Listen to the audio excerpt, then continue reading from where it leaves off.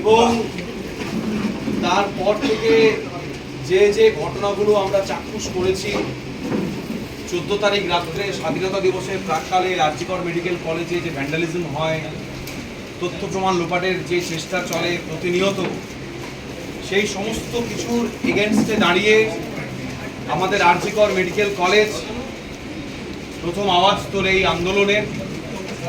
এবং সেই সাথে কলকাতার বিভিন্ন medical college Kolkata, NRS medical college, national medical college, SSKM, KPC এবং জেলার যে কলেজগুলো বর্ধমান, বাঁকুড়া, নর্থ বেঙ্গল, মুর্শিদাবাদ, সাগরদত্ত, ডায়মন্ড হারবার, যতগুলো নাম মাথায় আসছে আমার এই মুহূর্তে, মেদিনীপুর মেডিকেল কলেজ, তারা প্রত্যেকে সাথে এসে দাঁড়ায় এবং আমরা প্রত্যেকে সম্মিলিতভাবে West Bengal junior doctors front তৈরি করি এবং সেই ওয়েস্ট বেঙ্গল জুনিয়র ডক্টরস ফ্রন্টের তত্ত্বাবধানে আমরা এই আন্দোলনকে এগিয়ে নিয়ে যাই।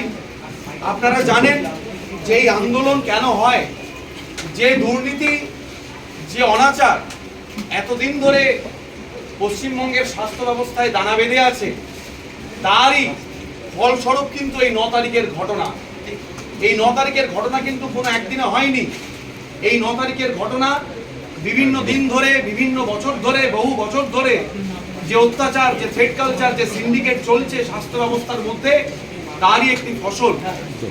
এবং সেই দুর্নীতি এবং প্রশাসনের যে গাফিলতি, এই সমস্ত কিছুর পরেও প্রশাসনের যে উদাসীনতা আমরা দেখতে পেয়েছি, কোনো কিছুতেই কোনো ভ্রুক্ষেপ নেই।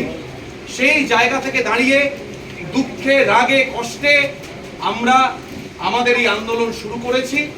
এবং আপনারা জানেন যে এই আন্দোলনে আমরা আমাদের আরজিকর মেডিকেল কলেজের প্রাক্তন যে অধ্যক্ষ সন্দীপ ঘোষ, যিনি এখন আর ডাক্তার নেই, তার জেল হেফাজত হয়েছে বিভিন্ন দুর্নীতি এবং 9 তারিখের ঘটনার প্রেক্ষিতে, এবং তারা থানার ওসি, তাকেও গ্রেপ্তার করা হয়েছে।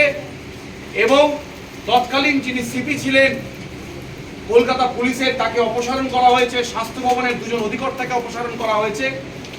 আমরা আমাদের স্বাস্থ্য ভবন যে অভিযান ছিল, সেই অবস্থান বিক্ষোভ তুলেছি।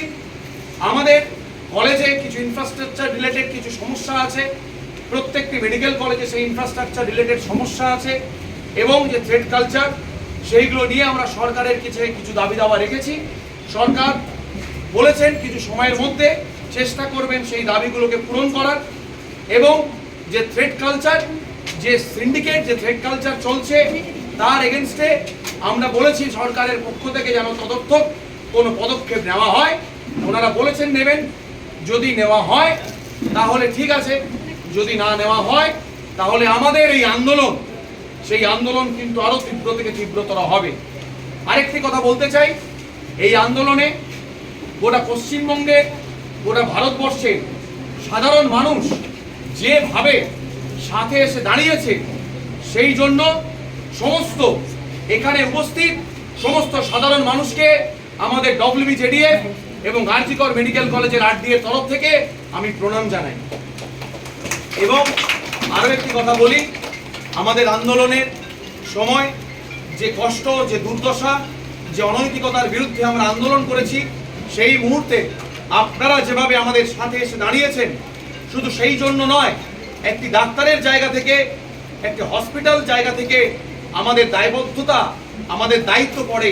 বন্যায় আপনারা যেভাবে ক্ষতিগ্রস্ত হচ্ছেন, যেভাবে আপনাদের জনজীবন ব্যাহত হচ্ছে, আমাদের মনে হয়েছে এই মুহূর্তে দাঁড়িয়ে আমাদের এই সময় আপনাদের সাথে এসে দাঁড়ানো প্রয়োজন।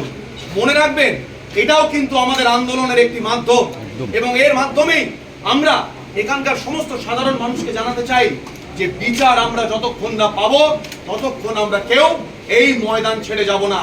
তাতে যাই ঝড় আসুক, যাই বন্যা আসুক, যাই আসুক, আমরা এই আন্দোলন ততদিন চালাবো যতদিন না আমরা আমাদের বোনের যারা ধর্ষক, যে বা যারা দোষী, তাদেরকে শনাক্ত করা হচ্ছে এবং উপযুক্ত শাস্তি দান করা হচ্ছে। ধন্যবাদ। Justice, justice, RG Kar. মানে সংবর্ধনা অনুষ্ঠান শেষ করছি। আপনারা একটু